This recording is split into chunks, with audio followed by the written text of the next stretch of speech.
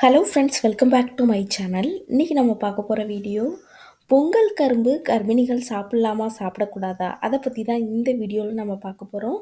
கர்ப்பிணிகள் எந்த நேரத்தில் சாப்பிடணும், எந்த நேரத்தில் நம்ம சாப்பிடக்கூடாது, சாப்பிட்றதுனால உங்களுக்கும் உங்களோட குழந்தைக்கும் எவ்வளோ நன்மைகள் கிடைக்கும், அதை பற்றி தான் இந்த வீடியோவில் ஃபுல் டீட்டெயிலாக வீடியோ பார்க்க போகிறோம். வீடியோவை ஸ்கிப் பண்ணாமல் முழுசாக பாருங்கள், அப்போ தான் உங்களால் எல்லாத்தையும் தெரிஞ்சுக்க முடியும். நம்மளோட சேனலை முதல் முறையாக பார்க்குறவங்களா இருந்தீங்கன்னா சப்ஸ்கிரைப் பண்ணிட்டு பாருங்கள், அப்போ தான் நான் போடுற யூஸ்ஃபுல்லான வீடியோ உங்களுக்கு நோட்டிஃபிகேஷனாக வரும். நார்மலாக எல்லாருக்குமே ஒரு குழப்பம் இருக்கும்.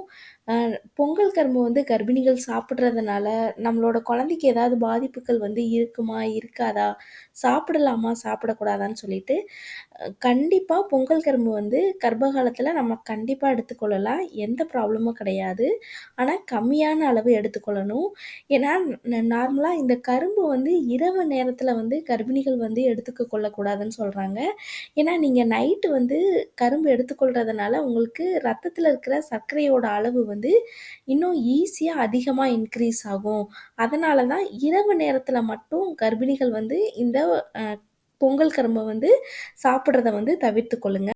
கரும்பில் என்னென்ன நியூட்ரிஷன்ஸ்லாம் வந்து ப்ரெசென்ட் ஆயிருக்குன்னு நம்ம பார்க்கலாம். இதில் வந்து அதிகமான கால்சியம், இரும்புச்சத்து, vitamin B1, B2, B3, B5, B6 அதிகமாக ப்ரெசென்ட் ஆயிருக்கு. இதை தவிர பொட்டாசியம் அதிகமாக ப்ரெசென்ட் ஆயிருக்கு.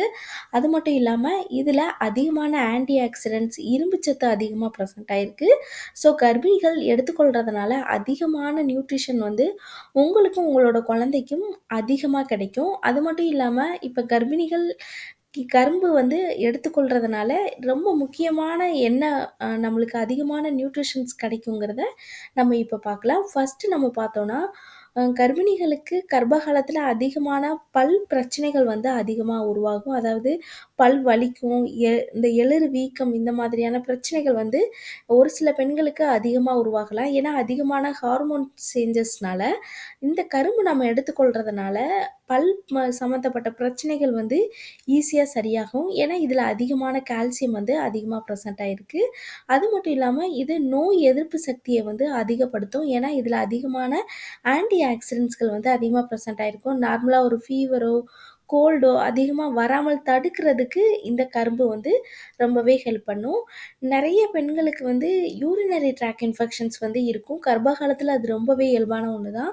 என்ன காரணம்னா நம்மளுக்கு அடிக்கடி வந்து யூரின் போகும், சரியாக வாஷ் பண்ணாமல், இந்த மாதிரியான பிரச்சனைகள் இருக்கலாம். ஒரு சிலருக்கு நார்மலாகவே யூரினரி ட்ராக் இன்ஃபெக்ஷன் வந்து உருவாகலாம்.